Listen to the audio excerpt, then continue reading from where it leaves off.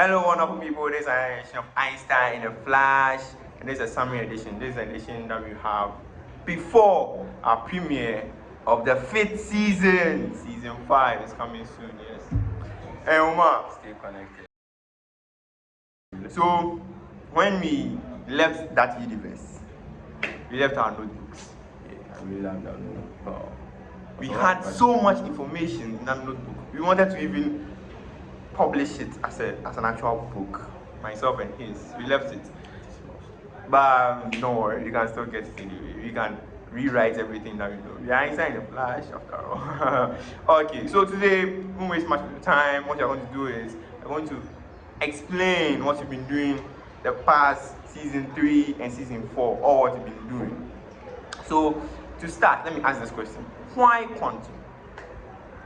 Basically, we all know quantum. You have been hearing quantum. So, what do you know about quantum? Quantum is just a science of small things.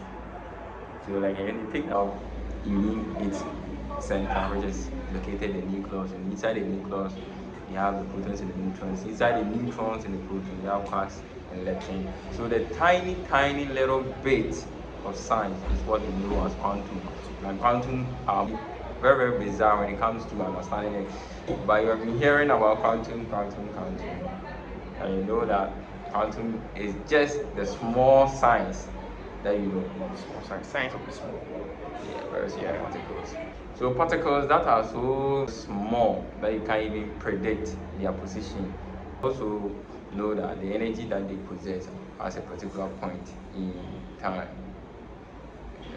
Come to quantum biology. You know, biology deals with life. Anything that possesses life, live with life, is basically biology. Yeah. And the quantum biology here is actually, when you talk about that, can specifically based on the DNA.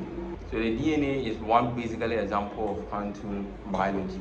Very small that you cannot even see, unless with the help of a microscope.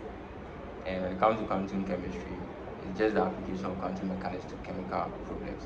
The chemistry, in all general ideas, deals with the composition and the changes that they undergo as a consequence of alteration in the constitution of the molecules.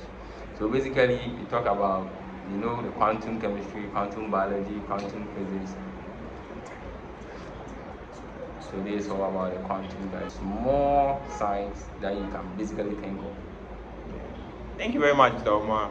He has elaborated what quantum actually is. When we are talking quantum, we mentioned a lot of quantum things in season 3 and season 4 combined. You know that you're talking about things of the small. And then when you're talking about things of the small, you're talking about things that we can't predict. Because when we come into the quantum world, unpredictability reigns. It's like a king. Quantum becomes not deterministic but probabilistic, because we cannot determine the position of a particle, of a quantum particle, if we know its velocity, and we cannot determine the energy a particle possesses if we are in a particular point in time. So this is what makes quantum bizarre and worth talking about. Yes. So this whole season, what we've been doing is talking about quantum things. So we started with quantum imagination. Myself and Omar, we had a wonderful time with quantum imagination, blowing your minds up. Yes, and then Actually creating. Yeah, and then our counterparts, which also kind of added to this whole season, they talked about quantum computing. Yes, and then we delved into quantum gravity. So afterwards, and then we proceeded, we talked about AI, which was not really quantum, and we talked about quantum information, very important. We then came to our downloaded intelligence, and then finally quantum gravity part 2. What we were basically trying to do was, in the first part we talked about quantum imagination, and we are trying to tell you that the things that you see, basically we're dealing with our sight, and the things that we can see, we don't actually see them. They are not actually there. We are actually creating them. We are actually creating them. You can't see matter.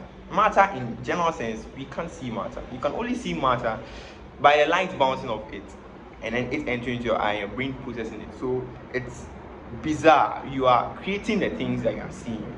Yes. And then we further went on to quantum gravity, where we explained the ramifications or the concept of gravity and how gravity actually works. Gravity isn't a force like we know it. Gravity is more mathematical than theoretical. Yes, gravity is just the bending of space-time. So when a mass interacts with the space-time continuum, there's a bending, and that bending is gravity. Not some pull, not something that is pulling you down. Nah, it's just the bending of space-time according to Albert Einstein.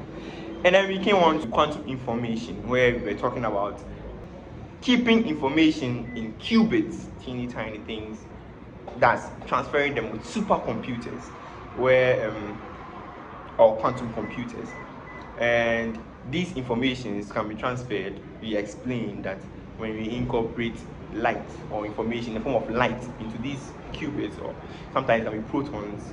Can you recommend a three-body problem? They did something similar, and that was amazing. Yes, can you incorporate this information into protons, quarks, and then transfer them. Yes, since it's quantum or it's quantized, it's going to obey quantum laws, and then strange things happen from there. Yes. And then finally, we concluded with quantum gravity, telling us that the space-time continuum that we know, there are some things that we call virtual photons, and these are the photons, or these are particles that mediate electromagnetic force. Yes, but there's something bizarre about these particles. They appear and disappear before they are detected. Yes, and I explained in one of my videos that the Casimir effect is what is able to detect them, because when we have two plates like this parallel to each other and there's a space between them, we can feel the effect of these virtual photons between these space. Yes, if the pressure after these plates is greater than the pressure within them, and that's the Casimir effect. So, folks, that's what we have for you for our summarized edition of Einstein in a Flash. I hope you enjoyed this, and stay tuned because season 5 is going to be big, bigger than this, and we have something in store for you. So, until next time, this is Einstein in a Flash. Bye bye.